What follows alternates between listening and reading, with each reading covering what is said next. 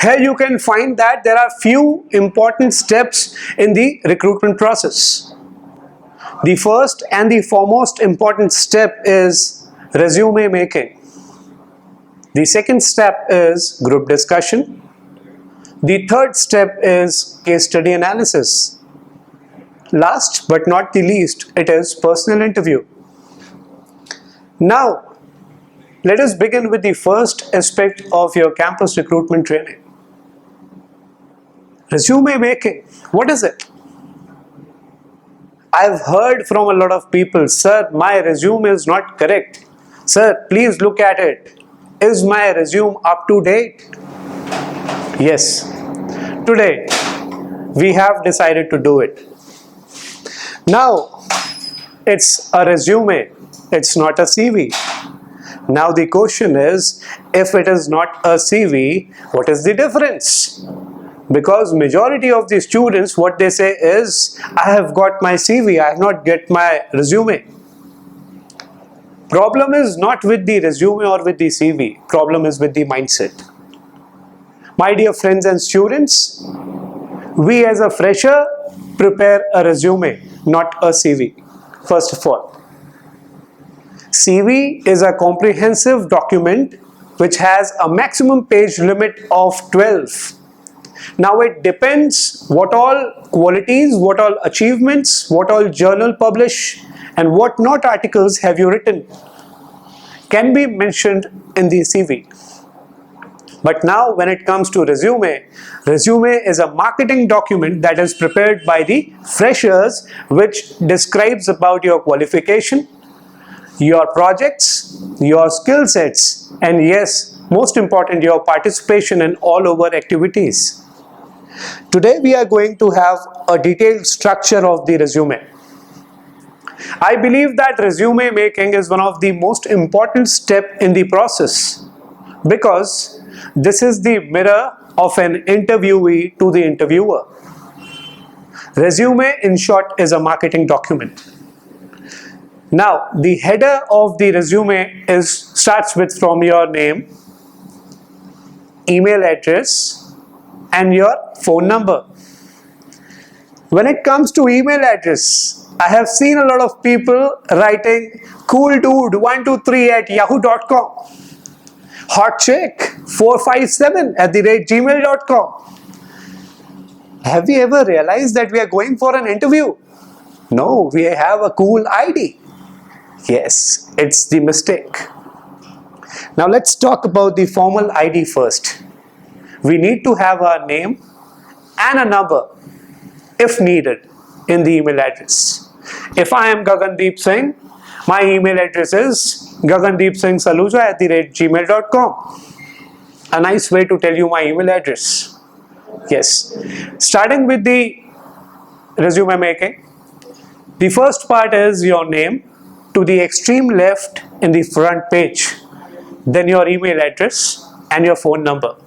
Guys, when you write your name, do we need to mention NAME name dash your name? No, please do not do that. It is very obvious. ये तो वही example हो गया. He is my cousin brother.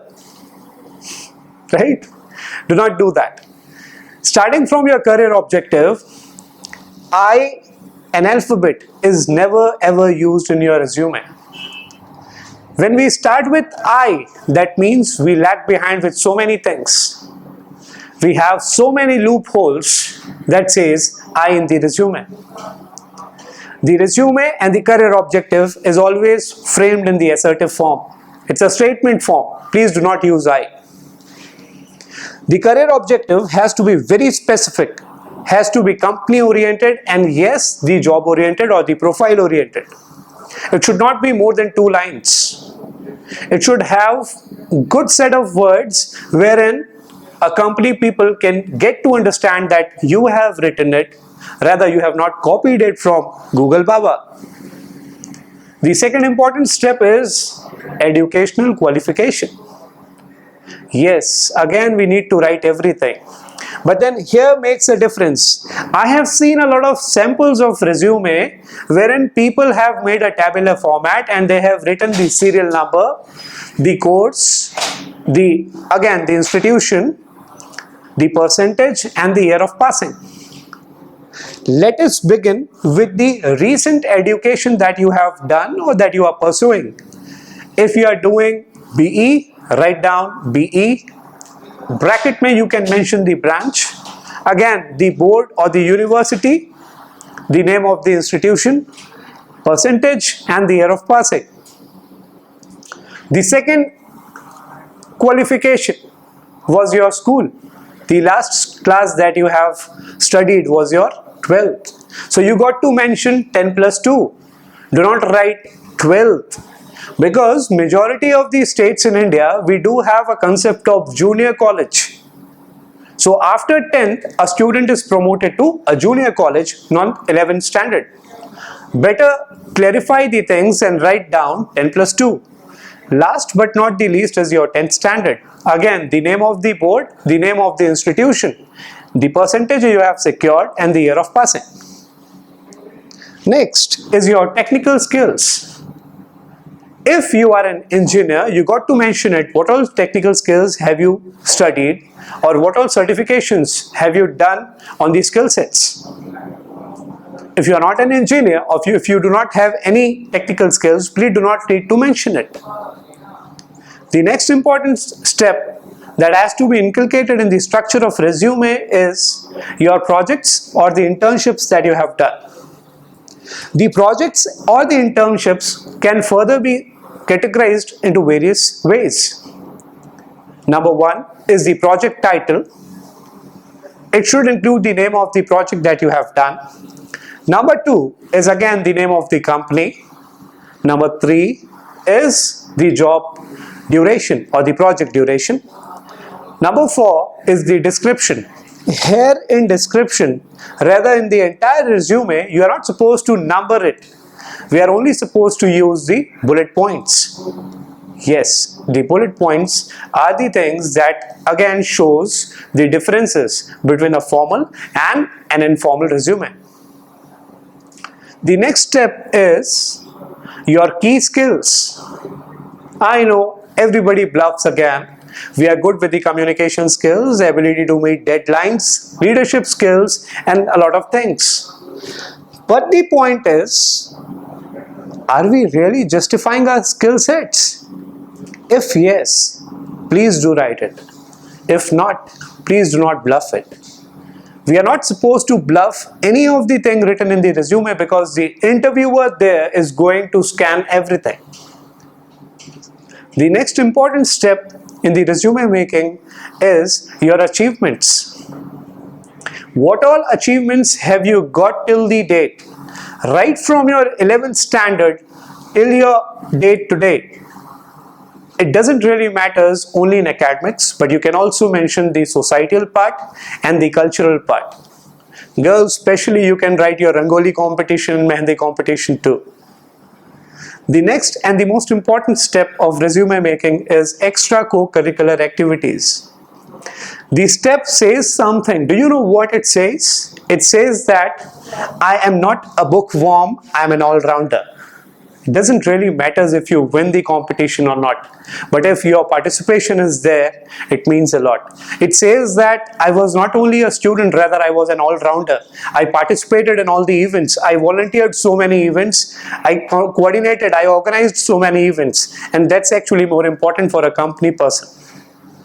So instead of focusing more on being a 9-pointer, focus more on the participation part, which shows that you are very active. Last but not the least is your personal details. Now when it comes to personal details, again I have seen a lot of people writing their gender, their nationality, their date of birth, the marital status, the hobbies, and a lot many things. I believe that you being a fresher does not require that. Or if yes, if you are an experience holder, again, it's not required. Please do not mention it. Following are the things that has to be there in the personal details. Number 1 is your permanent address. Number 2 is your date of birth. Number 3 is the languages known. Now, what all are the languages known? It can be Hindi, it can be English, and your mother tongue. Last is the point that is not mandatory to write. If you are a college going student, please do not write declaration, because declaration is again written by the ones who are going for the walk-in. Today, your college is taking your responsibility. They are giving the declaration themselves that this student is under our custody. Last, wherein we need to end up the resume, is to the extreme left, write down the place and the date, and to the right side, it's your signature that shows that you have self-attested it.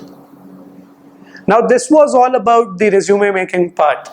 I hope you have learned something about the structure of resume.